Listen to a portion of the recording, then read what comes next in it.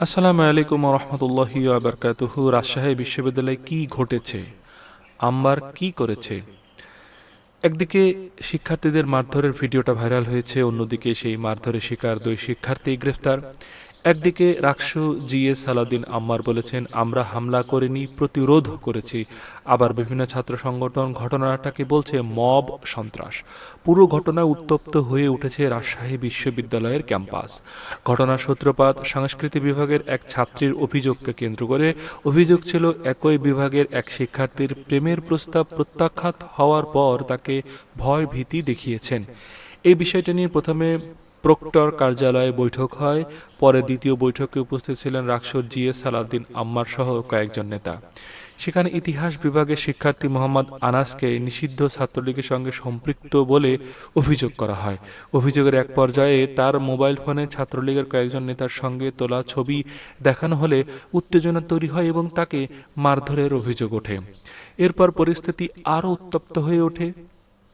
অভিযোগ রয়েছে পরে বিশ্ববিদ্যালয়ের কেন্দ্রীয় গ্রন্থাগারেও কয়েকজন শিক্ষার্থীর মারধর করা হয়। এই ঘটনায় আনাস, মাহমুদ হাসান ও হাসিব নামের 3 শিক্ষার্থী আহত হন।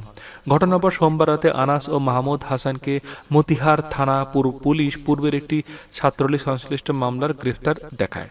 পুলিশ জানিয়েছে তারা বর্তমান চিকিৎসাধীন এবং আদালতের মাধ্যমে কারাগারে পাঠানোর প্রক্রিয়া চলছে। এদিকে বিশ্ববিদ্যালয়ের বিভিন্ন ছাত্র সংগঠন এই ঘটনাকে মব সন্ত্রাস আখ্যা দিয়ে নিরপেক্ষ তদন্ত ও জড়িতদের বিচার দাবি জানিয়েছে।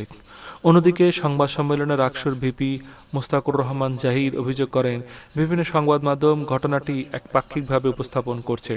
তিনি বলেন, যারা হামলা শব্দ ব্যবহার করে সংবাদ প্রকাশ করেছেন তাদের বিরুদ্ধে ব্যবস্থা নেওয়ার বিষয়টি বিবেচনা করা হবে।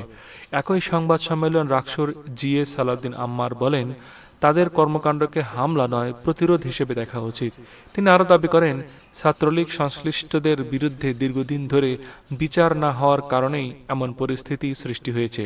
অন্যদিকে ছাত্রদল সহ কয়েকটি সংগঠন এই ঘটনার তীব্র নিন্দা জানিয়ে আইন শাসনে নিশ্চিত করার আহ্বান জানিয়েছেন।